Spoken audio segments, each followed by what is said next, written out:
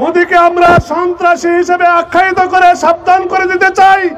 বাংলাদেশের দিকে যদি তোমার কালো হাত বাড়াও, কালো হাত বাংলাদেশের মুসলমান ভেঙে দিবে ইনশাআল্লাহ।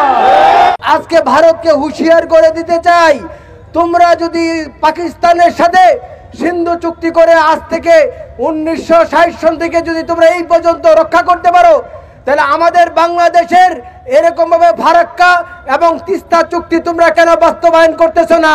বাঁধগুলো দিয়ে ভারত এই দেশের অধিকারকে ক্ষুণ্ণ করছে। সময়ে শুষ্ক মৌসুমে তারা বাঁধের পানি আটকে দিচ্ছে, আর বর্ষা মৌসুমে তারা এই বাঁধগুলো ছেড়ে দিয়ে বন্যায় প্লাবিত করছে সারা দেশকে। আমার এই সোনার বাংলার 1 ইঞ্চি মাটির মধ্যে যদি কেউ ছবল মারতে চায়, চাপার দাঁত একটাও থাকবে না। মোদিকে আমরা সন্ত্রাসী হিসেবে আখ্যায়িত করে সাবধান করে দিতে চাই।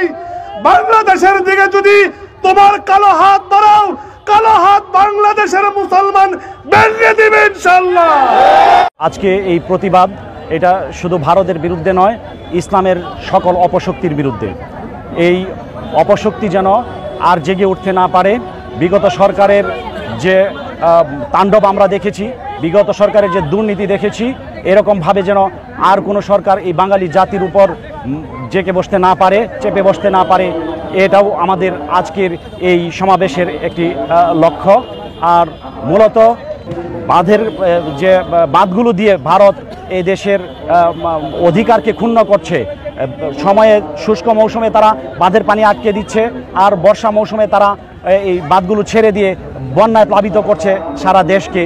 বিশেষ করে এই বছর ওই ডম্বুর বাঁধ ছেড়ে দিয়ে ওই ফেনী, নোয়াখালী, কুমিল্লা এবং ওই বৃহত্তর ওই অঞ্চলের মানুষদের যে দুর্দশার সৃষ্টি করেছে, এটার বিরুদ্ধে ছিল আজকে আমাদের মূলত প্রতিবাদ। আমার ছাত্রবৃন্দ, আজকে ভারতকে হুঁশিয়ার করে দিতে চাই, তোমরা যদি পাকিস্তানের সাথে সিন্ধু চুক্তি করে আজ থেকে 1960 সন থেকে যদি তোমরা এই পর্যন্ত রক্ষা করতে পারো, তাহলে আমাদের বাংলাদেশের এরকম ভাবে ফারাক্কা এবং তিস্তা চুক্তি তোমরা কেন বাস্তবায়ন করতেছো না? এর জবাব চাই, তোমাদের কাছে আমরা জবাব চাই। কারণ তোমাদের সাথে আমাদের বাংলাদেশের চুক্তি আছে। আমাদের বাংলাদেশকে তোমরা ফারাক্কা এবং তিস্তার মাধ্যমে তোমরা আমাদেরকে পানি দিবা। যখন শুকনো মৌসুম হয় তখন তোমরা আমাদেরকে পানি দাও না, যখন তোমাদের পানি বেড়ে যায় তখন তোমরা প্রত্যেকটা গেট খুলে দিয়ে আমাদের বাংলাদেশকে বন্যায় প্লাবিত করে দিবা। এটা আর হতে দিব না আমাদের বাংলাদেশের আপাময় জনতা।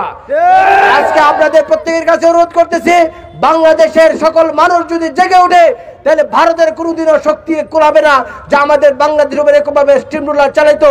কারণ এখন আর ভারত প্রিয় কোনো সরকার নয়, এখন বাংলাদেশের জনগণের হাতে আজকে বর্তমান ক্ষমতা। এখন কোনো ভারতমুখী কোনো ক্ষমতা নয়। যেহেতু ভারতমুখী ক্ষমতা নয়, বাংলাদেশের জনতার হাতে ক্ষমতা, বিদায় আজকে ভারতকে সাবধান করছি, পরবর্তী সময় যদি কোনো কিছু এরকম ধরনের